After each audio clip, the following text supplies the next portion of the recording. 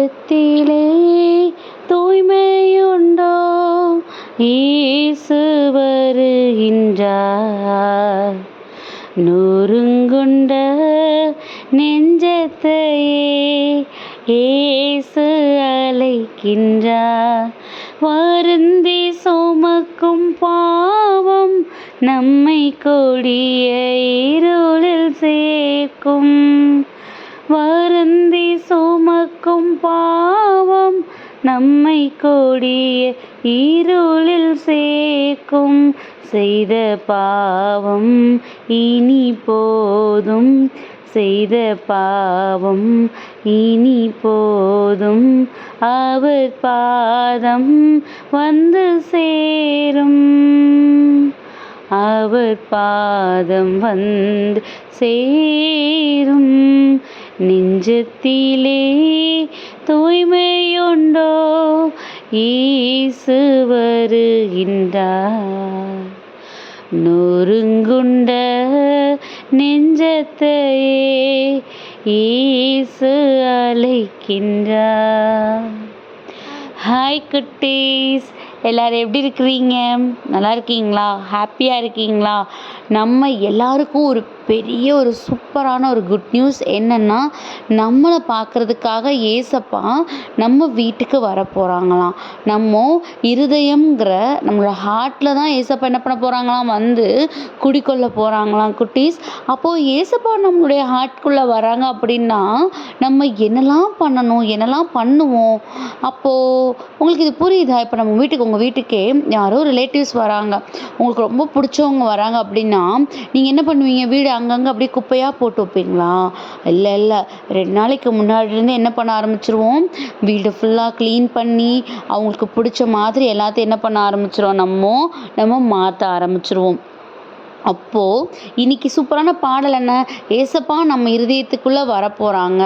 அவர் நம்மளை என்ன பண்ண போகிறாங்க? அவருடைய அன்புக்கு ஏற்றவர்களாக அழைப்பு விடுக்க போகிறாங்கன்னு ரொம்ப சூப்பராக பாடிட்டோம், அப்படி தானே? ஆனால் அந்த பாடலோட உண்மையான அர்த்தம் என்ன? ஏசப்பா நம்ம இருதயத்துக்கு வரணும் அப்படின்னா நம்ம என்ன பண்ணணும்? நம்ம இருதயத்தில் இருக்கிற தேவையில்லாத கச்சு கசடுகளாக இருக்கட்டும், அழுக்குகளாக இருக்கட்டும், போராட்டங்களாக இருக்கட்டும், வருத்தங்களாக இருக்கட்டும், இல்லை நம்மளை போட்டு அழுத்தி இருக்கிற பெரிய பெரிய பாரங்களாக இருக்கட்டும், இதை எல்லாத்தையும் க்ளீன் பண்ணி ரொம்ப நம்ம ரிலாக்ஸ்டாக இருந்தால் தான் ஏசப்பாவுடைய ப்ரெசன்ஸ் நமக்கு எப்படி இருக்கும் நமக்கு புரியுமா குட்டீஸ்? அதோட நம்மளுக்குள்ளே இருக்கிற தேவையில்லாத தாட்ஸை என்ன பண்ணணும்? நம்மகிட்டருந்து எடுத்து போட்டுடணுமா. அப்படி எடுத்து போட்டால் தான் ஏசப்பா வரும்போது அவங்களுக்கு எப்படி இருக்கும்? ரொம்ப சந்தோஷமாக இருக்கும். எப்படி? நம்ம வீடை க்ளீன் பண்ணி செஞ்சு நீட்டாக வச்சுருந்தா தான் நம்மளை பார்க்க வரவங்களுக்கு அது ஒரு நல்ல ஒரு அட்மாஸ்பியரை உருவாக்கி கொடுக்கும், அப்படி தானே குட்டீஸ்?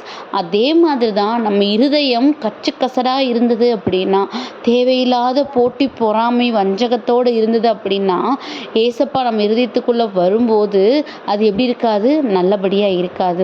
அப்போது நம்ம என்ன பண்ணணும்? நம்மளோட இருதயத்தில் இருக்கிற இந்த மாதிரியான எல்லா விஷயங்களையும் நம்ம தூக்கி போட்டு க்ளீன் பண்ணிவிட்டு ஏசப்பா நம்ம இருதயத்துக்குள்ளே வர்றதுக்கான எல்லா விதமான சூழ்நிலைகளையும் நம்ம உருவாக்கி கொடுக்கணும் குட்டீஸ். ஏன்னா அவர் நம்ம கூட இருந்தால் அதை தாண்டி நமக்கு பெரிய பலன் வேறு எதுவுமே கிடையாது, அப்படி தானே?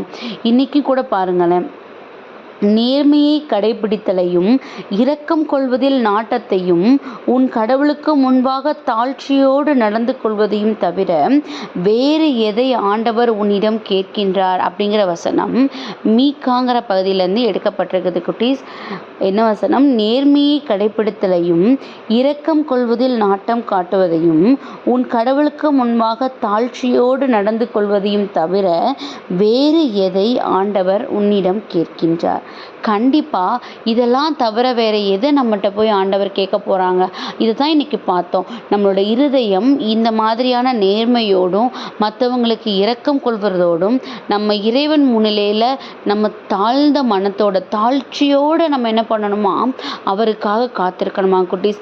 அவர் என்னப்பா என்னோட டேலண்ட்ஸை தாண்டி எனக்கு எல்லாம் நடந்துட போகுது, என்னை தாண்டி எல்லாம் நடந்துட போகுதுன்னு நம்மளை பெருசாக நினைக்காம நம்மளை உண்டாக்கினவரை நம்ம என்ன பண்ணணும், நம்ம நினைத்து பார்க்கணும். அப்படி நம்ம அவரை நினைக்கும் போது தான் நம்மளோட இருதயத்தில் அவர் வந்து தங்குவார்.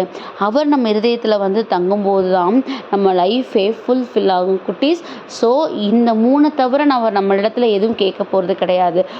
நம்ம நேர்மையாக இருக்கணும். அடுத்த விஷயம், நமக்கு எதுக்கு கஷ்டப்படுறவங்க இருந்தாங்கன்னா அதை குறித்து நம்ம சந்தோஷப்படாமல் அவங்களுக்கு எந்த விதத்தில் உதவி செய்யணுங்கிற விஷயத்த நம்ம வந்து என்ன பண்ணணும், நம்ம யோசிக்கணும்.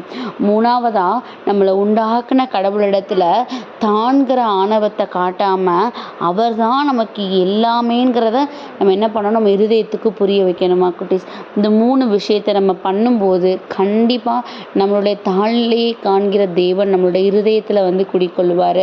நம்மளிடத்துல வந்து குடிக்கொள்வது மட்டும் இல்லாமல் நமக்கு தேவையான எல்லா சூழ்நிலைகள்லையும் நமக்கு பலன் கொடுத்து நம்மளை பாதுகாப்பார்.